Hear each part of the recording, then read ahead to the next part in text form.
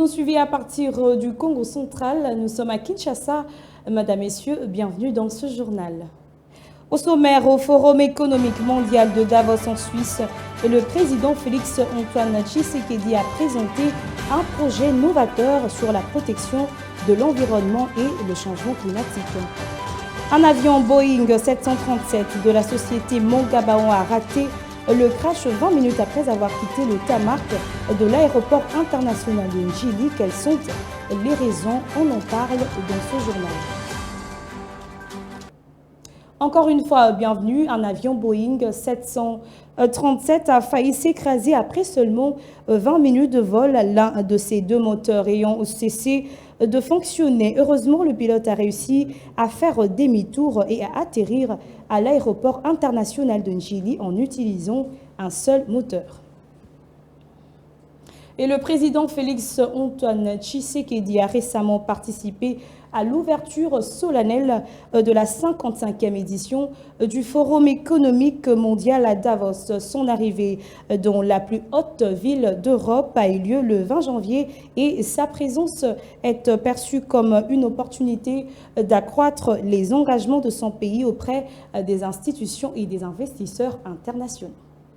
Mardi en Suisse, le chef de l'État, Félix Tshisekedi, a pris part à l'ouverture de la 55e édition du Forum économique mondial de Davos. Au total, 3000 personnes ont assisté à cet événement, parmi lesquels des dirigeants politiques, économiques, universitaires et membres de la société civile.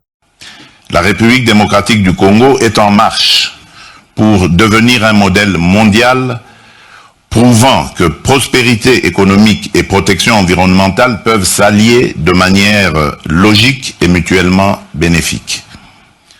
En priorisant des pratiques durables, nous traçons une voie qui peut inspirer d'autres nations, démontrant que la conservation est un moteur essentiel de développement robuste et stable. Ensemble, gouvernements, organisations et acteurs privés, nous avons l'opportunité unique de bâtir de manière pragmatique un avenir où la République démocratique du Congo, en tant que gardienne de ses forêts, incarne un phare d'espoir et d'innovation pour le monde entier. Deux allocutions ont marqué cette activité. Karine Keller-Satter, présidente de la conférence helvétique, a déclaré que notre époque est celle de l'imprévisibilité visible.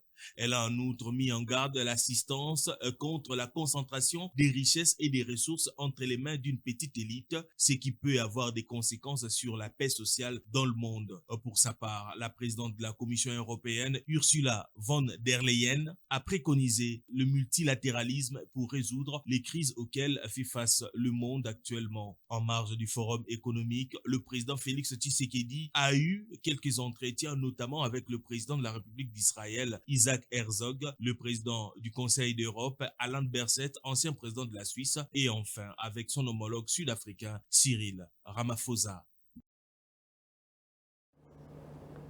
Et le vice-premier ministre de l'Intérieur, Sécurité, Affaires coutumières, Jacquemaine Chabani, a reçu mardi 21 janvier 2025 dans son cabinet de travail les caucus des députés nationaux de la province du Haut-Katanga. Ces élus du peuple sont venus demander l'implication du patron de la sécurité et de la territoriale pour l'éradication des sécurités caractérisées par la criminalité et banditisme urbain qui sévit dans cette partie du pays, précisément dans le ville de Lubumbashi et Kasumbalesa. Ce moment de partage d'informations a permis au vice-premier ministre d'exprimer son engagement et sa détermination de mettre fin à l'insécurité qui sera appuyée par la promulgation de la loi de programmation et de la police nationale congolaise après son adoption au Parlement pour répondre efficacement à cette problématique, non seulement dans le Haut-Katanga, mais aussi dans les provinces touchées par cette situation à court, moyen et long terme. À cela s'ajoute la mise en œuvre totale de comités locaux et provinciaux de sécurité à partir de la base jusqu'au sommet. Satisfait pour avoir obtenu les assurances du patron de la sécurité, ces mandataires du peuple ont profité de l'occasion pour lancer un message d'espoir à leur base, appelée à vivre dans la quiétude. Le vice-premier ministre nous a reçus Nous en sommes très reconnaissants et nous le remercions. Il a entendu, il a écouté, mais de toute façon, le vice-premier ministre est également au courant, vu qu'il est vice-premier ministre de l'Intérieur. Et il nous a donné une certaine vision à court terme, à moyen terme et même à long terme sur la problématique de la sécurité au niveau de nos villes et au niveau de nos cités. Le message que nous pouvons donner à la population, bon, c'est de continuer avec la vigilance, puisque la sécurité, en fait, elle nous concerne tous, elle concerne la population. Et donc, chaque rue, chaque commune, chaque avenue aura à se prendre en charge en termes de sécurité. Il y aura, c'est une organisation qui est déjà, en tout cas, nous en sommes très contents que cela commence ainsi. Et son homologue du transport, Jean-Pierre Bemba Gombo, s'est entretenu mardi 21 janvier 2025 avec la délégation de l'équipe dirigeante de Congo Airways. État de lieu et les perspectives pour cette compagnie aérienne ont été passées au peigne fin. Titi Bakamba. Le vice-premier ministre, ministre des Transports et Voies de Communication et Désenclavement, Jean-Pierre Bemba, a reçu ce mardi 21 janvier 2025 dans son cabinet de travail le comité de gestion de la compagnie nationale aérienne Congo Airways. Selon le nouveau directeur général Alexandre Chikala Mukendi, cette audience a été axée sur les activités et l'état des lieux de la société ainsi que les perspectives. Nous avons fait un tour d'horizon sur les activités et l'état de la société Congo Airways. Et on a échangé sur l'exploitation et les perspectives en se focalisant sur des problèmes clés qui existent dans l'entreprise aujourd'hui. Et le VPM nous a promis son soutien pour la résolution de tous ces problèmes. Nous allons, après un état de lieu général, lui faire un petit rapport qui nous permettra d'apprécier la situation et éventuellement venir en aide comme actionnaire majoritaire de la société. Je l'ai dit en lingala, Moula Sika Mupeka Sika. Du renouveau, la renaissance des Congo Airways. C'est ce que nous attendions au niveau de Congo Airways, du personnel, un changement. Et voilà, le changement est là. Et je crois que, monsieur le directeur général, nous allons suivre la procédure pour qu'on procède à la remise et reprise. D'abord, une assemblée générale. Et le conseil d'administration, ça peut se faire le même jour, très rapidement, parce que nous sommes confrontés à leurs défis énormes. Il a bien lancé son slogan « Mupeka Sika », Congo Airways. Pour le directeur général de Congo Airways, l'heure de la renaissance a sonné pour cette entreprise d'État qui était au bord de l'agonie. De son côté, le président du conseil d'administration Jean-Bertrand Ewanga a annoncé la tenue dans les prochains jours d'une remise et reprise suivie d'une assemblée générale et d'un conseil d'administration afin de s'attaquer aux défis qui les attendent. Après le lancement de délivrance de permis de conduire biométrique le 25 novembre dernier, les députés nationaux ont emboîté en respectant, je reprends pour que vous puissiez bien comprendre, après le lancement de délivrance des permis de conduire biométrique le 25 novembre dernier, les députés nationaux ont emboîté en respectant toute la procédure d'obtention du permis. C'était le mardi 21 janvier 2025, Julia Pandi. Ils ont prêché en bon exemple. Les élus du peuple congolais s'étaient rendus ce mardi 21 janvier 2025 à la Commission nationale de délivrance de permis pour l'obtention de leur nouveau permis de conduire biométrique. Ils ont suivi toutes les étapes du test prévues par la commission, notamment l'épreuve théorique et pratique. Moi, je vous attends, vous deux. Oh, ouais. Vous continuez là.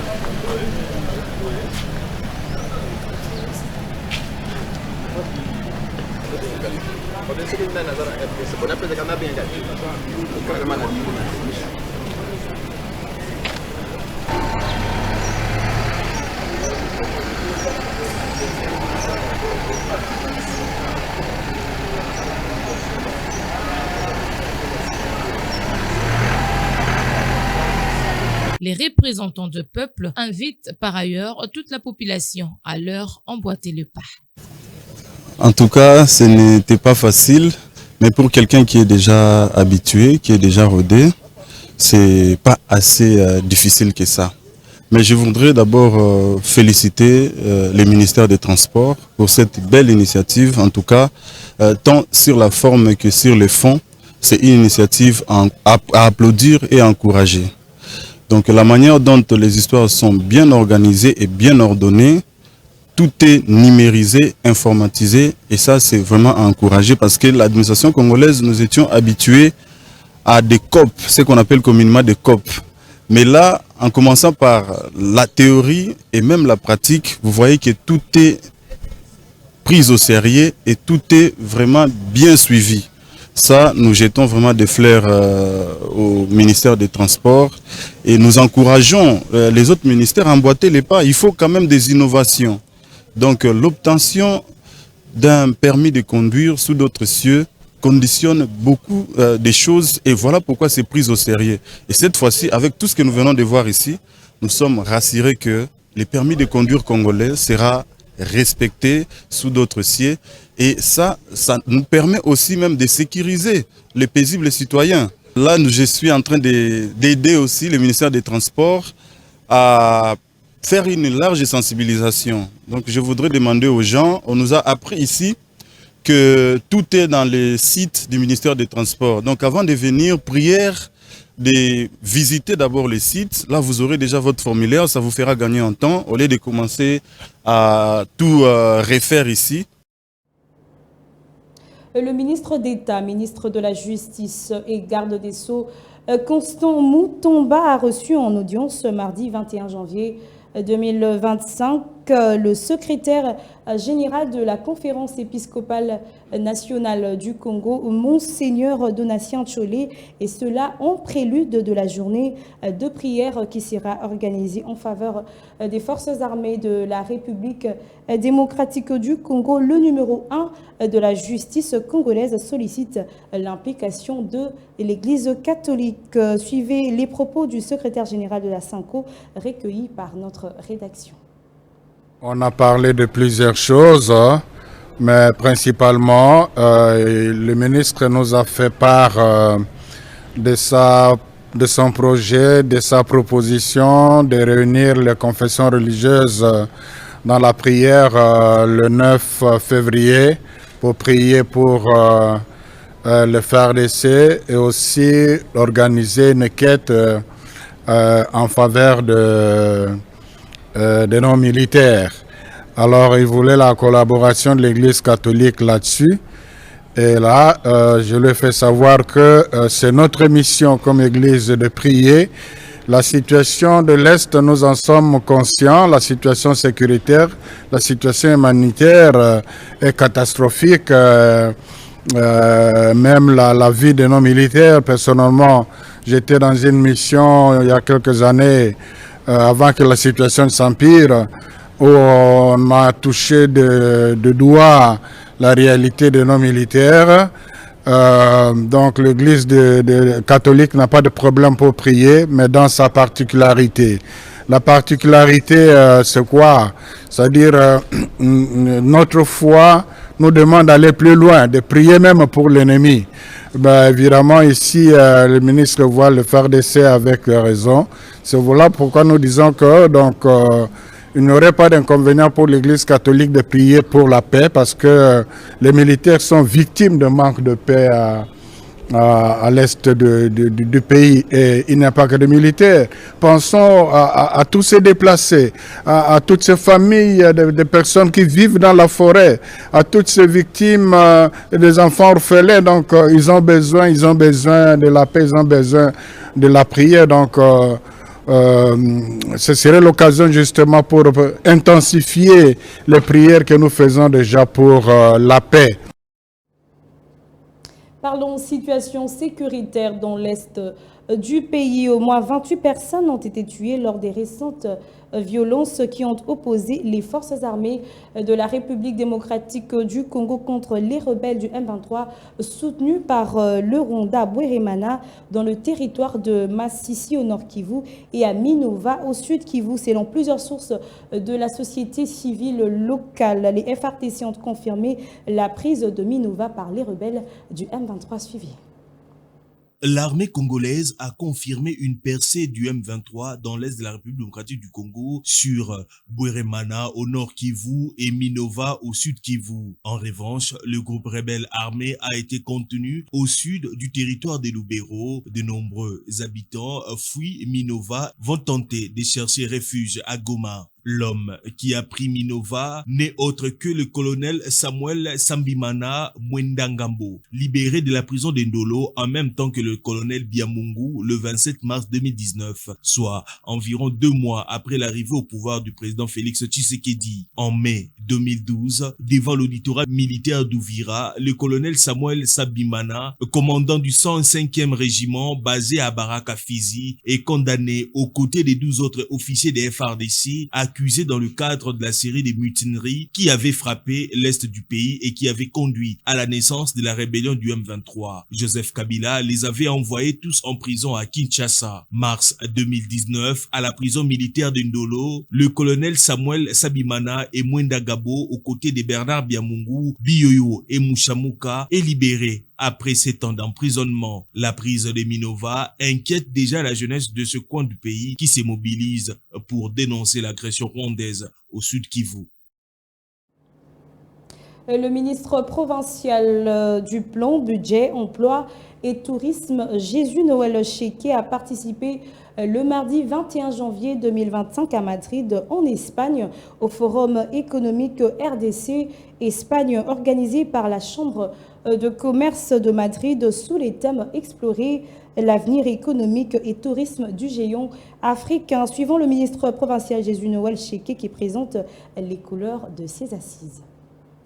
Nous avions ces jours, au nom de son Excellence, Monsieur le gouverneur de la ville de Kinshasa, conduit la délégation de la ville de Kinshasa qui a pris part à ces assises consacrées aux activités économiques et précisément aux investissements en République démocratique du Congo et plus particulièrement en ce qui nous concerne à la ville de Kinshasa. Et nous avions eu le loisir de présenter à l'assistance composée de chefs d'entreprise, des partenaires au développement, mais aussi des investisseurs potentiels qui sont intéressés à la question du développement de la République, mais particulièrement de la ville de Kinshasa, toutes les opportunités qu'offre la ville de Kinshasa. Et ce, en ce qui concerne prioritairement les investissements dans les secteurs de développement de l'industrie touristique. Nous avions présenté toutes les opportunités d'investissement liées à ces secteurs, notamment en ce qui concerne la mobilité urbaine, en ce qui concerne la gestion intégrée des déchets, ce qui renvoie à l'économie circulaire, en ce qui concerne l'amélioration de notre offre des logements en hôtel et un système de logement et d'hébergement intégré, mais aussi en ce qui concerne les transports aériens pour que la ville de Kinshasa, considérée comme étant la porte d'entrée principale de la République démocratique du Congo, puisse devenir à terme le hub de l'Afrique centrale et, comme nous aimons bien le dire, Moté Kinshasa au cœur battant de l'Afrique. Nous voulons que ça puisse être effectif en devenant un hub, non seulement pour desservir l'ensemble de la République comme porte d'entrée, mais à sa vocation internationale de pouvoir devenir également ces hubs de l'Afrique centrale pour faire rayonner toute l'Afrique et pourquoi pas le monde. Et si on parlait fellation, ce mot vous fait certainement sourire. Eh bien, savez-vous que pratiquer la fellation a des conséquences négatives sur la santé? En effet, cette pratique sexuelle taboue, du point de vue biblique et religieux, a un impact négatif sur le corps. Je dis négatif sur le corps. Selon la médecine, nous avons approché un professionnel de santé, le docteur Stone Matondo, pour avoir plus d'éclairage à ce sujet. Suivez. La fellation est un comportement sexuel consistant à une stimulation du sexe avec la bouche, les lèvres, la langue, pouvant être pratiquée comme un préliminaire ou pour amener la personne qui la reçoit à l'orgasme. Mais Selon le médecin Stone Matondo, elle peut impliquer beaucoup de conséquences négatives. Il y a beaucoup de microbes. Surtout, il y a beaucoup de maladies sexuellement transmissibles, les IST, chez la personne qui fait la fellation, comme la syphilis, la gonocoxie, le papillomavirus humain, surtout celui-ci, est parmi les virus qui causent les cancers de la bouche et les cancers du sein, du col utérin et le cancer de l'utérus.